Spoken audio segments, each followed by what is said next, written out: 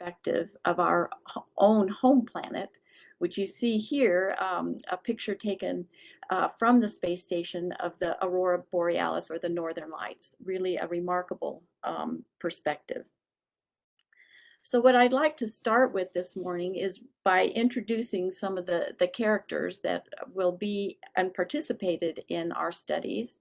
You see here in the front on the your left, Kjell Lindgren, who is a NASA astronaut, and behind him is Kimiya Yui, a Japanese Space Agency astronaut. And then on the right in the front, you see a gentleman that you might well recognize as Scott Kelly. Scott Kelly was selected as NASA's first one-year mission astronaut, a mission that was flown in 2015 to 2016, and certainly received a lot of PR, a lot of global attention, capturing people's imagination around the world. It's also true that there was some fake news. There were reports of him returning as a space mutant and all of that, which of course was completely false. But there was also a lot of very real science associated with the one-year mission. Here you just see a timeline showing you that in fact there were many different samples and tests done for approximately a year before the mission, and then certainly a lot of testing and biological research done during the year in space. And then even for up to a year after he returned, there were still a lot of studies, ongoing studies going on. But most of the attention, of course, really focused around the fact that Scott Kelly had an identical twin brother, Mark Kelly, who was also a former Navy test pilot and NASA astronaut commanding a space shuttle mission. And it was at one of the early press conferences with the two of them it was Scott who asked NASA, basically, well, are you doing anything? Because, we have my identical twin brother. We have two individuals here of very similar nature and nurture. Is NASA doing anything about that? And of course, quickly realizing that it was a very unique opportunity, NASA did put together what has become known as the NASA Twin Study.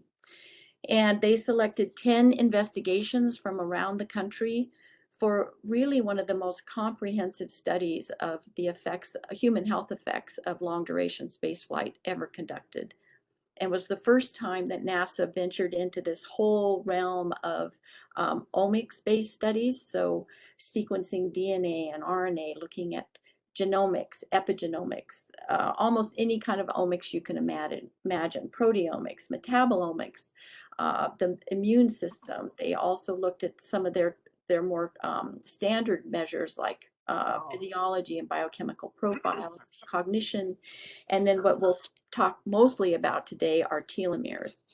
But I do want to highlight for you that there were a lot of other firsts too associated with the twin study.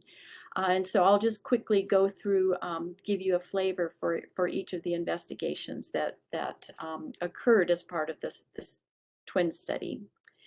Here you see the study done by Andy Feinberg and his team at the University of Pennsylvania. And you see that they were, again, looking at doing DNA sequencing and a lot of molecular studies like that, sequencing RNA and DNA. And of course, one of the things you need for molecular studies is to be able to pipette, or as you see him doing here in the bottom picture, where you have to move liquids, small amounts of liquids from tube to tube. And that's really quite challenging in microgravity. How do you keep pipette tips from flying all over the place, or liquid in a tube? So they really did work out, a pioneer, how you can do such things in space, which paved the way for the first DNA sequencing that actually occurred in space, which was done by Kate Rubins in 2016. And it's now actually fairly routine as anything in space is, but they do a lot now of DNA sequencing on the space station. Another team, Chris Mason and his group at Weill Medical College in New York, They were also looking at DNA and RNA sequencing, but also methylation patterns or gene expression. So what genes get turned on and turned off during space flight and upon return. And most of which really did return to normal within 6 to 9 months after Scott Kelly's return. But really a amazing adaptability of the human body to space travel. Also here you see Scott Smith and his team at NASA doing biochemical profiles, really just, again, routine blood and urine collections before, during, and after spaceflight. You see on the bottom there Kjell Lindgren and Scott Kelly eating the first space salad, so lettuce that was actually grown on board the space station. And of course, something that's going to be very important going forward for missions to the moon and beyond, to be able to grow your own food. So a very important step in that direction. And certainly, diet is very important during these missions. And uh, Scott Kelly actually lost about 15 pounds during the 1 year mission, and that's fairly common because diet is usually quite limited, and so they're not too excited about eating. And also they do a lot of exercise to combat the muscle wasting and bone loss that occurs in microgravity. So biochemical profiles really seek to follow that and to monitor health during long duration spaceflight.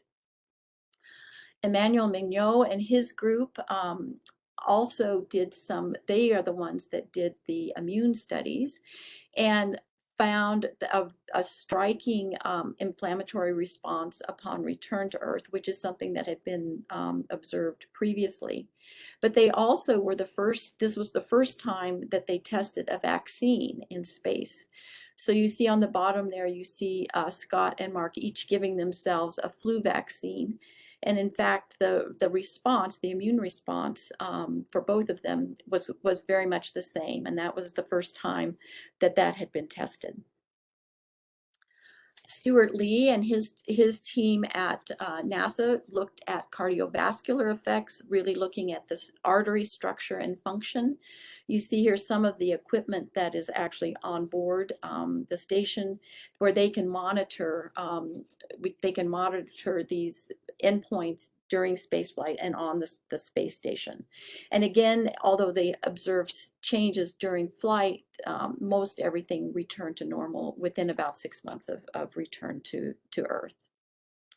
Brenda Rana and her team was interested in looking at proteomic profiles, so proteins, the different proteins that change during spaceflight, particularly those that are associated with what they refer to as fluid shifts. So, on Earth, we have gravity pulling on us and keeping most of blood in the lower parts of our body, but in microgravity, you don't have that. So fluids shift to the head.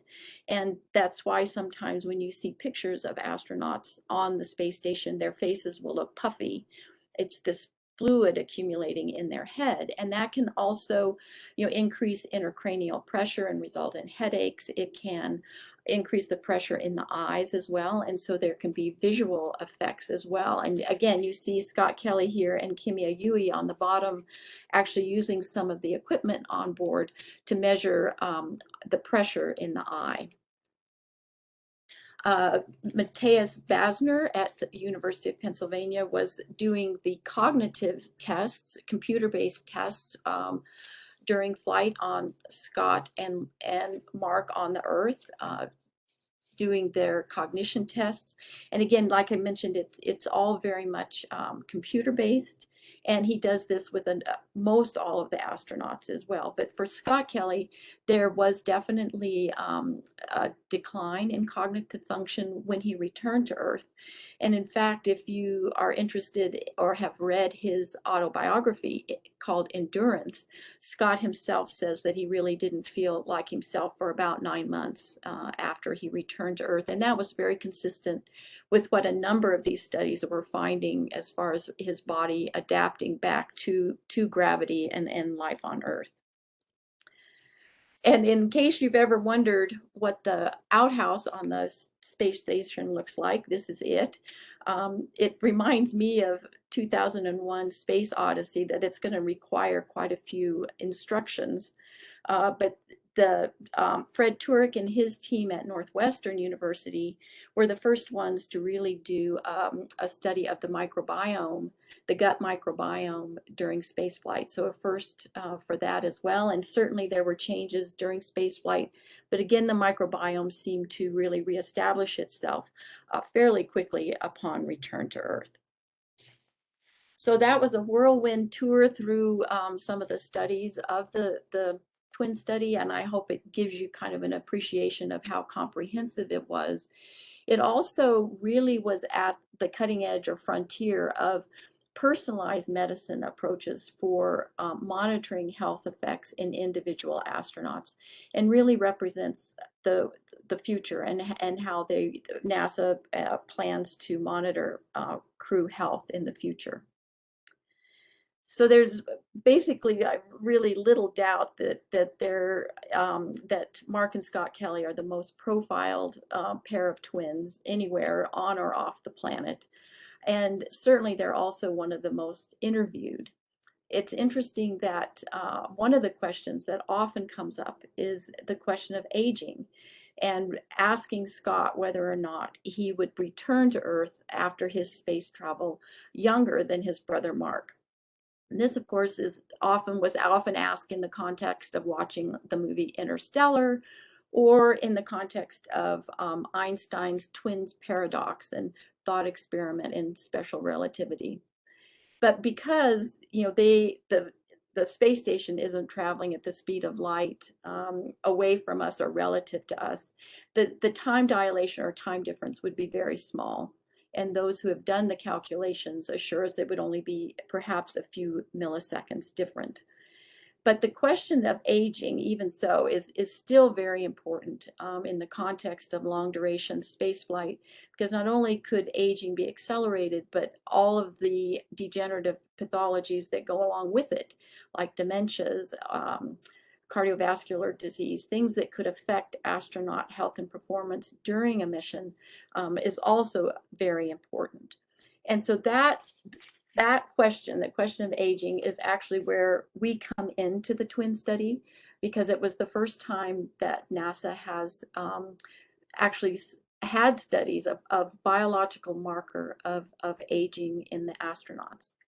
And so what we proposed was that, in fact, a longitudinal study, so studying telomere length changes over time, was going to be very important biomarker and provide important health information for the astronauts.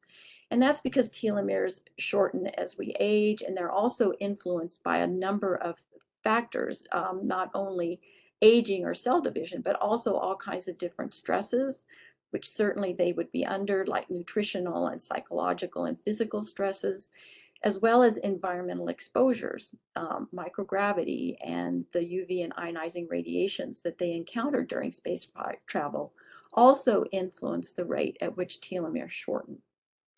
So that was the basis of our studies for the twins. We also, I want to mention that in a separate study, we had 10 unrelated astronauts and their age-matched controls, which we did very similar studies in.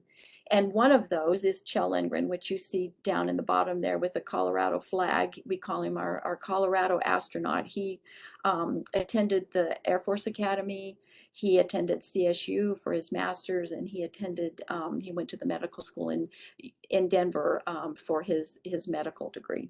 So we were all pretty excited about him being a part of our study. So I've talked about telomeres, and I haven't really said a whole lot about what they are.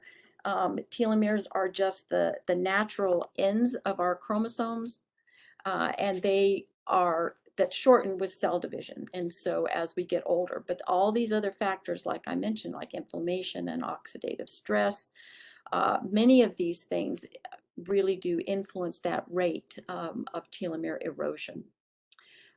And the idea of telomere length dynamics, or how that changes over time, can really give an important indication not only of aging, but also of how well we're aging or not. And so it's a very important biomarker. I've mentioned some of these other pathologies that can be associated with aging. And so telomeres then can really be considered almost as a sentinel of some of these different life experiences and environmental exposures. And particularly in the extreme environment of space, could be a very informative biomarker of health and disease risk for the astronauts. So all of these things, the genetics, the stressors, the exposures, all get captured as changes in telomere length over time. So talking about exposure to the space radiation environment certainly brings up one of the major hazards of space travel, and that being, of course, radiation exposure. And part of the reason that it's such a concern is that when we're on Earth, the atmosphere and the magnetosphere around the Earth really do shield us or protect us from some of the more damaging space radiation that the astronauts will be exposed to because they go outside of that protective shield. Even in low Earth orbit, which the space station is, a 6-month, for example, mission on the space station involves about an order of magnitude higher dose than what we experience on Earth just due to natural background radiation. So it is a major concern. Certainly shielding is a problem, and sometimes because it's heavy, it's usually very heavy, you can't launch it into space, things like lead or water. But it's also sometimes it's non-existent. You can't, for example, during an EVA, one of their extravehicular activities, they do not have any shielding. So here you see Scott Kelly out on an EVA, and if you look real close, you can even see a reflection of the Earth in his visor. So as the important thing to think about too is that as we actually journey further and outside of the protection of the Earth, beyond just the low Earth orbit like the space station is in, certainly the doses of radiation will become higher, and the types of radiation that the astronauts will be exposed to are more damaging. This is just really a very remarkable illustration of the radiation exposure that was experienced by Neil Armstrong. So the Apollo missions really were the first time that we've gone beyond the protection of the Earth. And here, our first man, Neil Armstrong, had this film taped to his ankle during the 8-day mission of Apollo 11.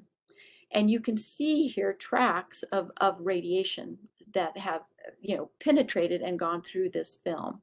So the little blobs and dots are like gamma rays or X-rays, very sparsely ionizing radiations. You also see like a proton, so going kind of right up the middle there, kind of a medium-sized track, that's a proton. And then going down the other direction, you see this very densely ionizing track of what they call high Z particles. They're just heavy charged particles that again are very damaging to cells and to DNA. And this was just an 8-day trip to the moon.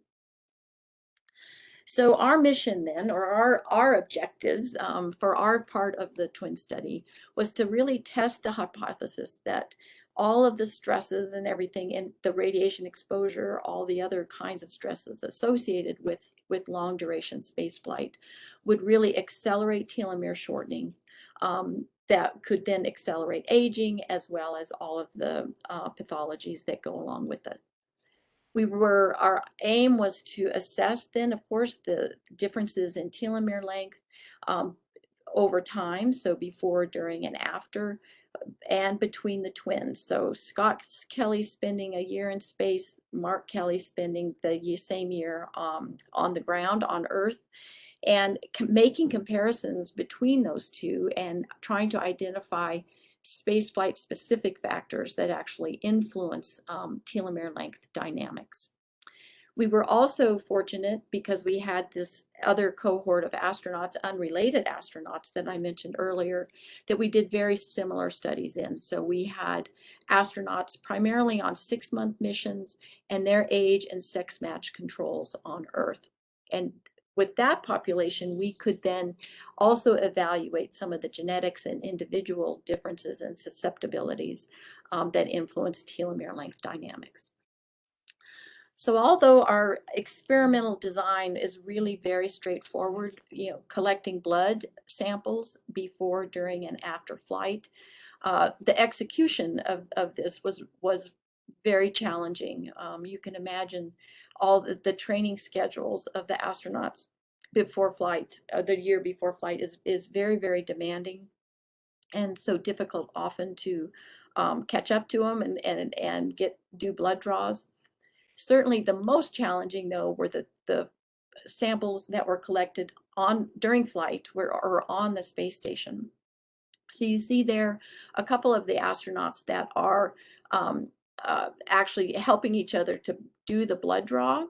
They would do that right before the Soyuz vehicle would bring a crew back down to Earth so they could go ahead and send those blood samples back on the Soyuz and get them back to Johnson Space Center within about 48 hours of draw on the station, which was really quite an impressive accomplishment.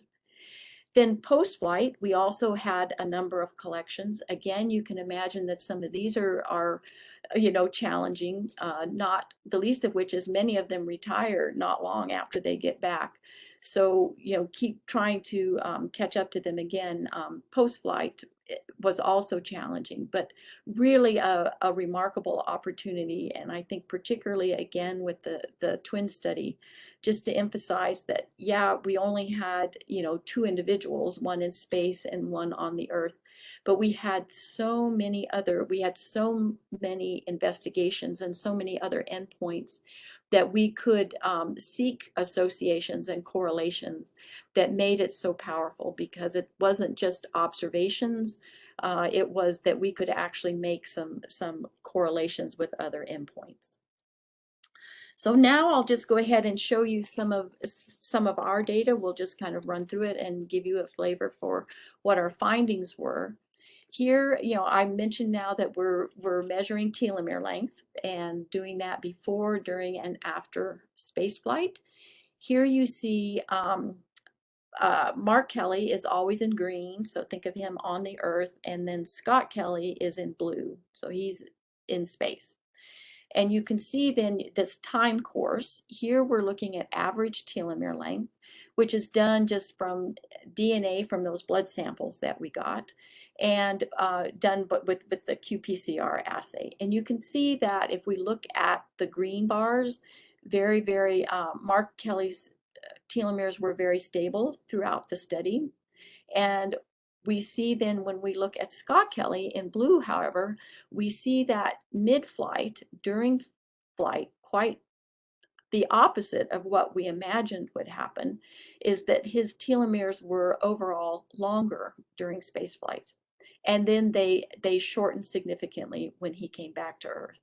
So that was certainly an unexpected and surprising finding. We were very anxious to look at the same, do the same thing with our unrelated cohort. And in fact, when we look at them all together, we see the very same pattern. So here we have our age-matched controls.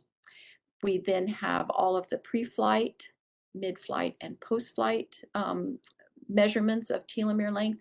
And again, you can see that mid-flight, the astronauts are having more long telomeres or longer telomere length overall than they had before spaceflight, and then telomere length shortens significantly afterwards. So again, it gave us some more confidence that what we were seeing here is actually real. It also was interesting that in general, and you'll see this as we go through, astronauts tended to have shorter telomeres than our age-matched controls. The other assay that we used for looking at telomere length is a cell-by-cell one, where we can look at individual cells. And here you see just human chromosomes, a metaphase chromosome spread.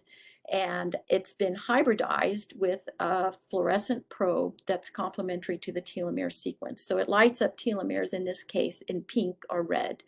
And so you can see the telomeres very readily, and you can also measure the fluorescence intensity. So the brighter your signal, the longer the telomere. So it's another way to really look at telomere length. And doing this, you can actually look at many thousands of individual telomeres um, to measure telomere length. And it also gives you a feel for genomic stability, as well as any kind of cytogenetic or DNA damage that they might be experiencing, which we'll talk a little bit more about too. So when we did this telo fish, so fluorescence in situ hybridization is what the assay is called, here to the telomere, and we look at the twins. Again, we see that Mark Kelly is relatively stable, but we see for Scott Kelly this same increase in telomere length during spaceflight. So similar trends as to what we saw with the qPCR, which was a good validation of that finding. And when we did the telofish on all the astronauts, it became even more significant. We could see that, in fact, for compared to controls, astronauts in general had shorter telomere lengths. Pre-flight, there was a significant increase in telomere length during flight, and then a significant decrease in telomere length post-flight. So all very consistent with each other.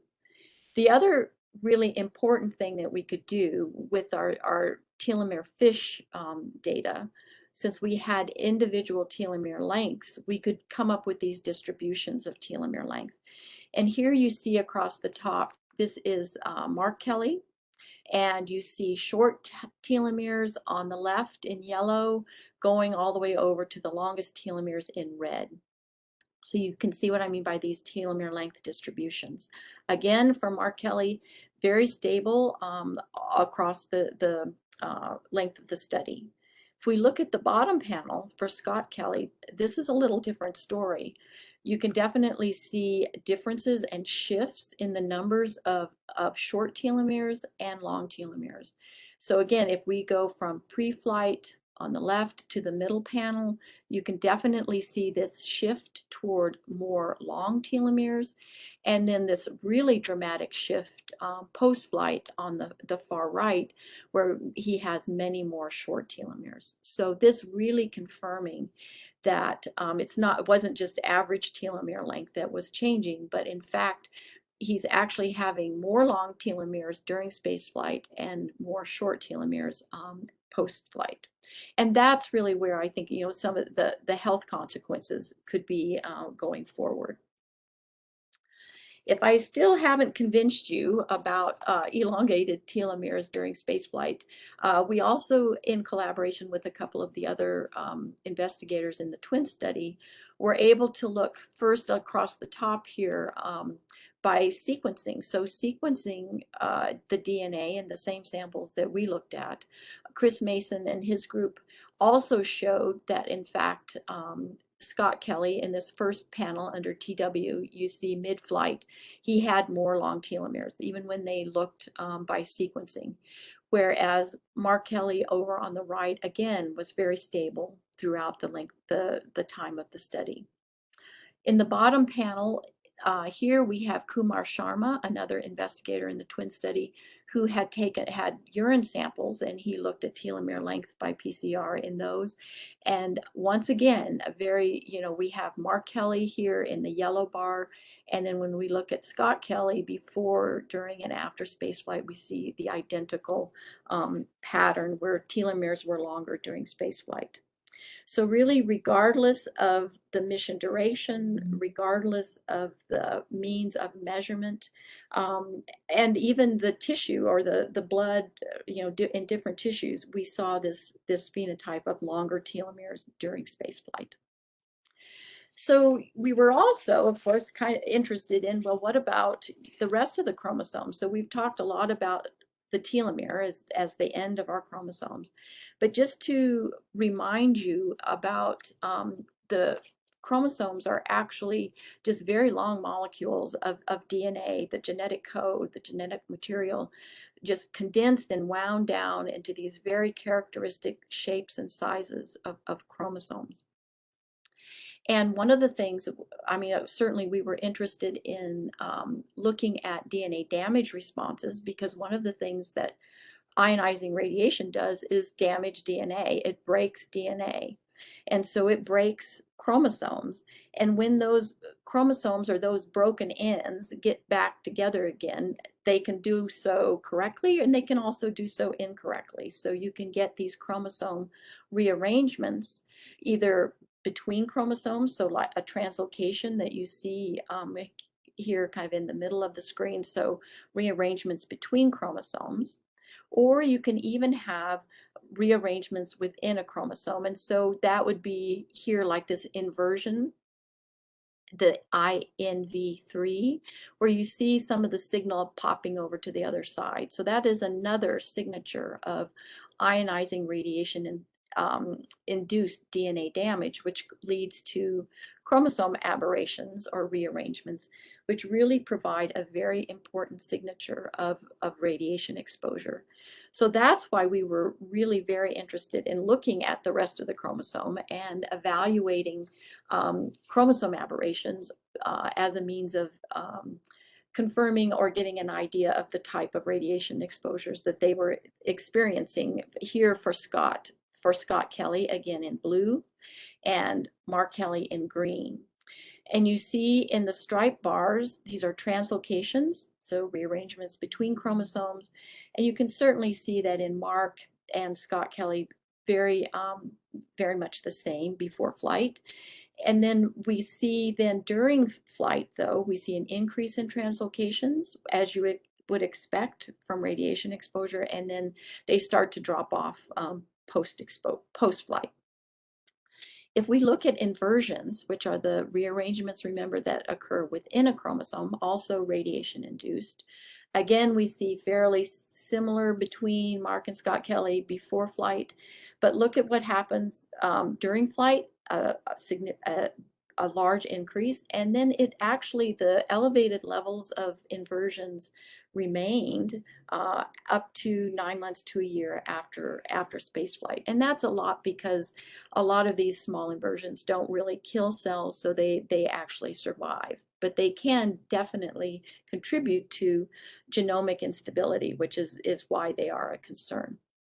But let's go ahead and look then, if we, beyond Scott and Mark, but our entire astronaut cohort again, and look at what we see. And let's look across the bottom panel first. So yes, we see a few of these dicentrics and translocations that are associated with radiation exposure, but really the more striking finding was inversions. Again, you can see that they are significantly increased during flight and they remain elevated after flight. So that was very consistent across the astronauts.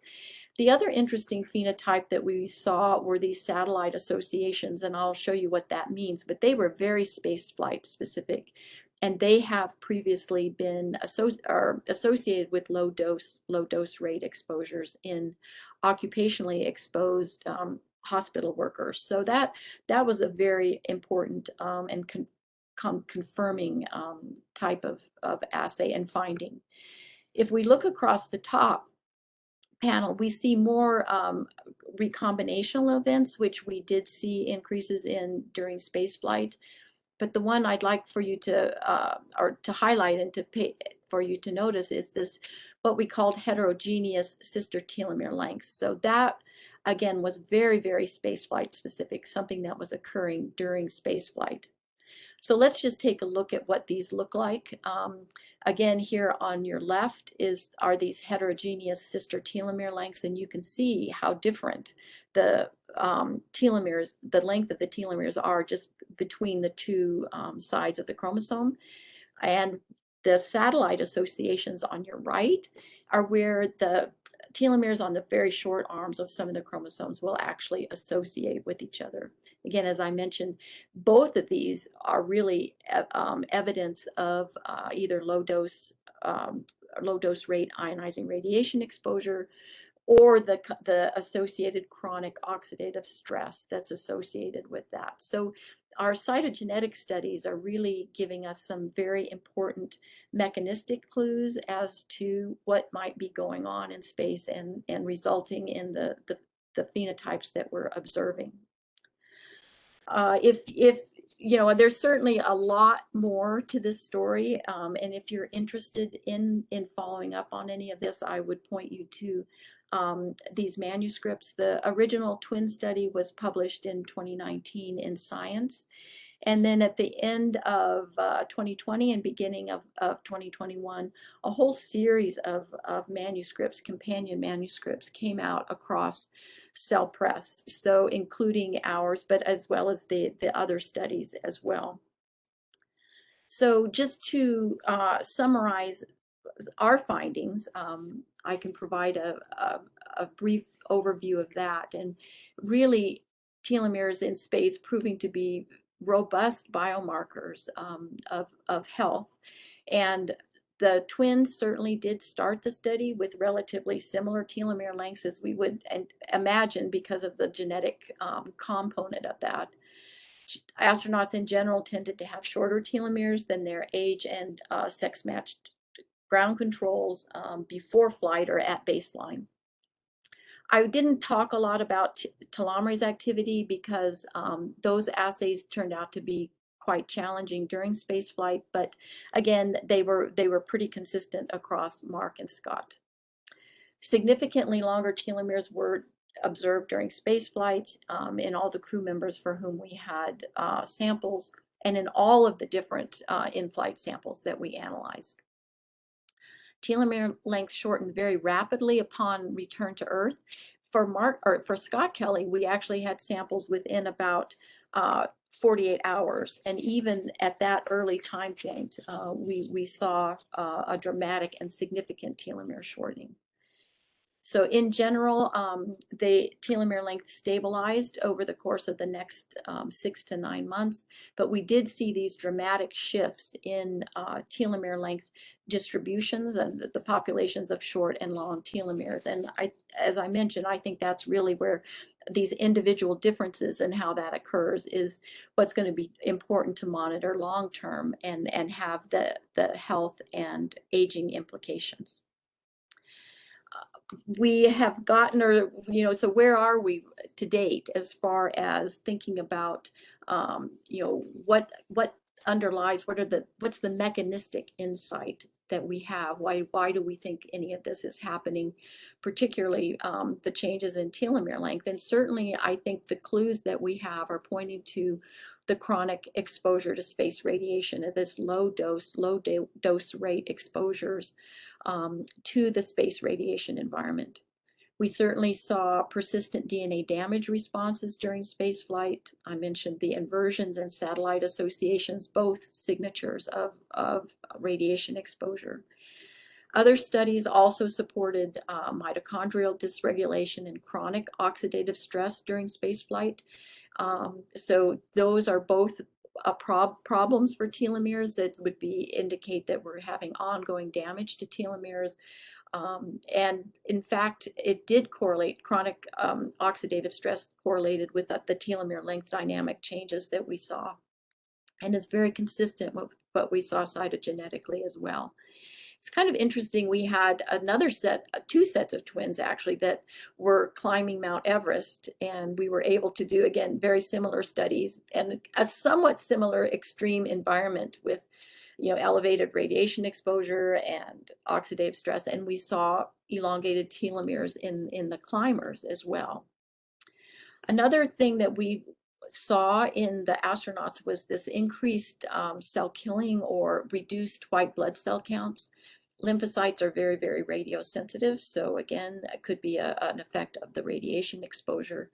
And what we're starting to believe is that it perhaps is not so much a matter of telomeres actually becoming longer, but this combination of effects, primarily originating from radiation exposure, really could be changing the cell population dynamics. So we're looking at different populations of cells, and perhaps even ones that are more stem-like, So they would just inherently have longer telomeres. But that's pretty much our current thinking about why we're seeing what we're seeing.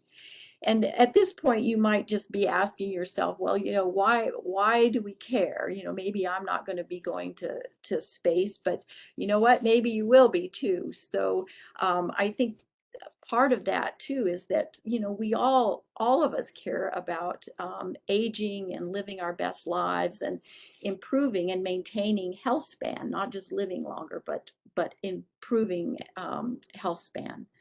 And although Scott Kelly came back from a year in space briefly taller because of the fluid shifts I talked about, and 15 pounds lighter, and even a few milliseconds younger, going to space really is likely not a fountain of youth, something that we highlighted recently in an article in this journal. However, I think, if we think of aging in a larger context and expand our vision, space really can be viewed as the next frontier of aging studies and potential breakthroughs, which certainly will be essential for success of future long duration missions. Um, as we go further and further away from the Earth for longer and longer periods of time, and as the number and diversity of the space travelers and even space tourists increase, it's going to be really important. I mean, we've already witnessed recently the first all-civilian mission to orbit, the Inspiration 4 mission. Private citizens, they orbited for about 3 days. And we've even seen Captain Kirk, William Shatner, blasting off to space as the oldest person to fly in space at the age of 90, even though he was only technically in space for about 2 to 3 minutes. He is technically the oldest person to do that. And later this month, I point out that there are some commercial astronauts that will be flying to the International Space Station, and one of them is in his 70s. So that's really exciting. It's, again, an exciting time for Trekkies and Earthlings alike to go where none have gone before and to live long and prosper along the way. NASA and its commercial partners are rapidly advancing innovative space technologies. And with the Artemis team of astronauts, which have been announced, plan to send the first woman and the next man to the moon by the end of this decade. So with that, I will stop, and I'll certainly thank NASA for their support through the years, as well as the people both here at CSU, as well as across the country, really, as part of the twin study, for the people that actually did the work that I talked about today. I also would like to thank the twins investigators. Certainly, it's been a pleasure and a privilege to serve with them in this important effort. And I would just encourage all of you to stay tuned and buckle up, because we are going, and we're going to the moon and beyond. And there is much to be excited about. So with that, I'm happy to take any questions.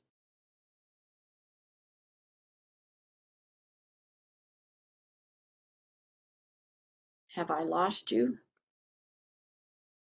I'm here. Luke, do you have any questions or No anyone questions. showing any No questions questions yet yet? at the moment. For those of you in attendance, feel free to chat the questions.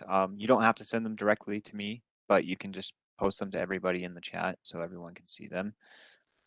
Here's one. I am wondering if this can help advance cancer research, which, as I understand, cells divide, but telomeres aren't affected. Well, I mean, that's an interesting question. And of course, cancer is something that they worry about with this long duration missions, and the longer and longer that people are away from the Earth, because you could develop cancer during that time. Telomeres are, I mean, it depends on the type of cancer, but telomeres certainly are involved in tumorigenesis.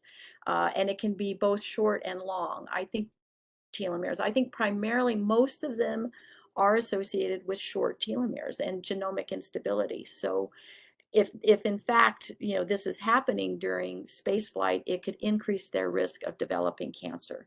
And one of the first ones that would pop up would be leukemias, which we know are radiation induced. So that, and they can come manifest themselves within 3 to 5 years. So that certainly is again, a major concern, and something, that monitoring telomere length over these long duration missions could really help give us a clue that we should be monitoring an individual for that. Will these studies also help with ways to combat some of these genetic concerns? Genetic concerns. I think what the question is about is perhaps the individual susceptibilities.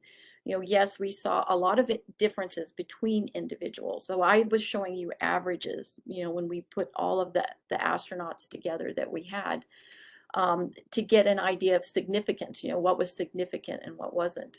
But if you look at an individual and you just say, let's just look at one person over time, before, during, and after flight, there was a lot of variation there. Some people had, maintained telomere length very well through the entire thing, and we didn't see any of these shifts or dramatic shortening or lengthening.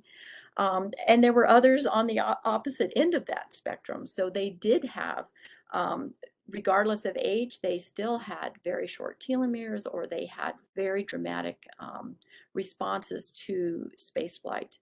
So those would be, you kind of identify the ones that might be particularly susceptible or at risk for some of these things. And, the idea there would be that you would monitor them more carefully, and just be more aware with them, even not only during spaceflight, but when they come back. I think that's the other perhaps important message, is that, these individuals really need to be monitored when they come back, and they're doing a much better job of that, like lifetime studies on the astronauts, because again, once we identify individuals at particular risk, they really should be monitored more carefully, and have an idea of what they're actually looking for. So that's kind of the idea, that it informs that whole process to help improve their health. Another question is, why are astronauts showing shorter telomeres pre-flight? Now that's a good question too, because I wasn't expecting that result either. I think, I mean, my best guess is that, they are under a lot of stress, because for all of that time period, not only the training, right, leading up to the missions, but, you think about what their lives are like beforehand, and, really many of them spending most of their lives on a mission to be an astronaut. And I think, that just a lot of stress involved in that, and that's about all I can, imagine. But it was very striking and very significant that they were had shorter telomeres than our healthy age-matched controls. And I'll mention that those controls that we had, our ground-based controls, were all volunteers from NASA, and they undergo a physical, so they are healthy individuals. Um, but compared to them, the astronauts did have shorter telomeres. Another question, how does space travel affect fertility? Oh, isn't that an interesting question? Yes. And, telomeres can be involved in fertility as well. Short telomeres being associated with poor fertility. So, we're going to have to start thinking about that, as again, as people venture longer and longer in space, and trying to colonize the moon or Mars. They are going to have to start addressing that. But, today we haven't gotten to that exactly yet. But they are actually doing some experiments on station, where they're looking at fertility in some of the model organisms, like worms and mice and stuff. So they are thinking along those lines, but the answer is still out there. We don't know.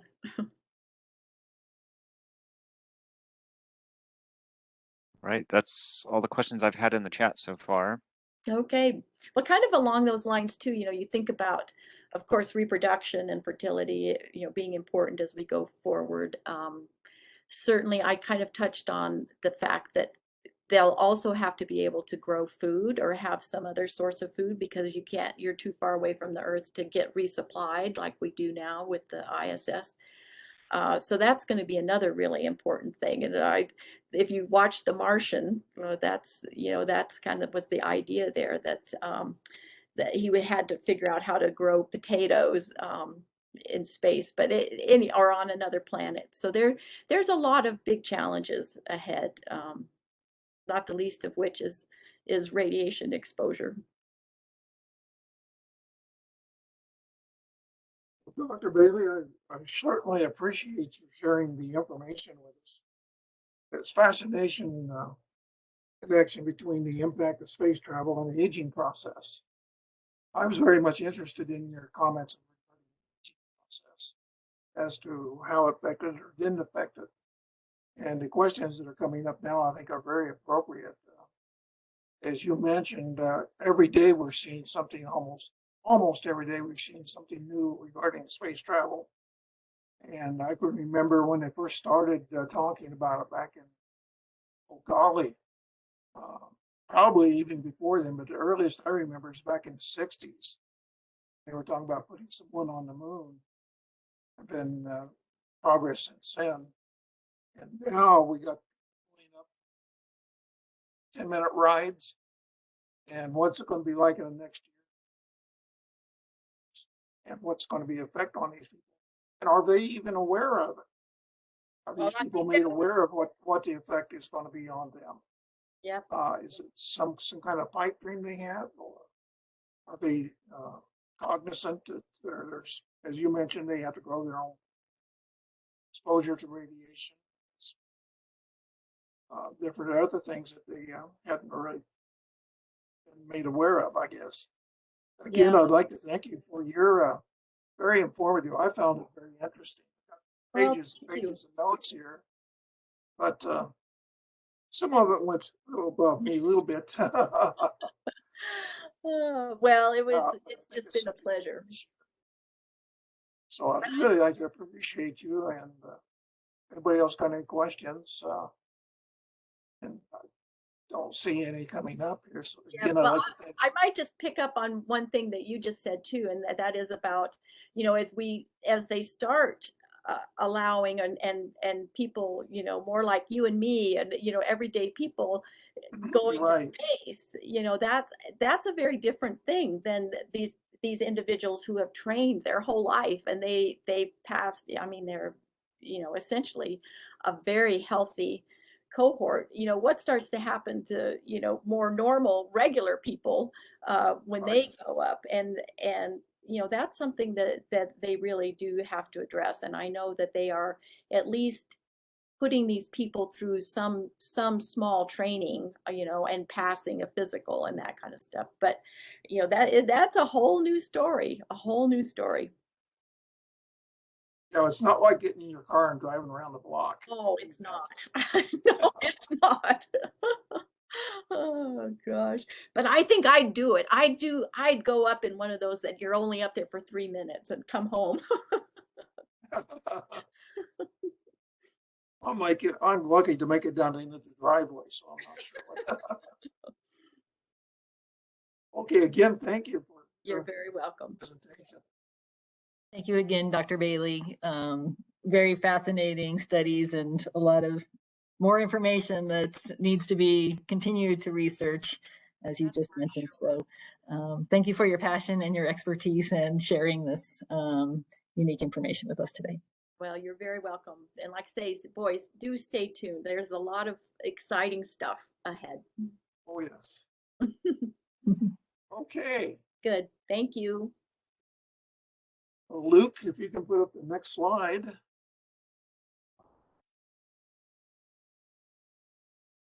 Yeah, there's the contact information if anybody wants it. Word is Seniors Council.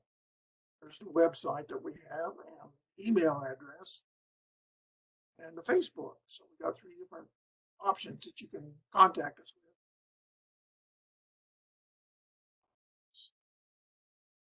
one of my closing remarks, you remember that our presentation is recorded. If you'd like to hear Dr. Bailey's presentation again, you just need to go to wherever you reside. Please visit your channel, get that. And our next meeting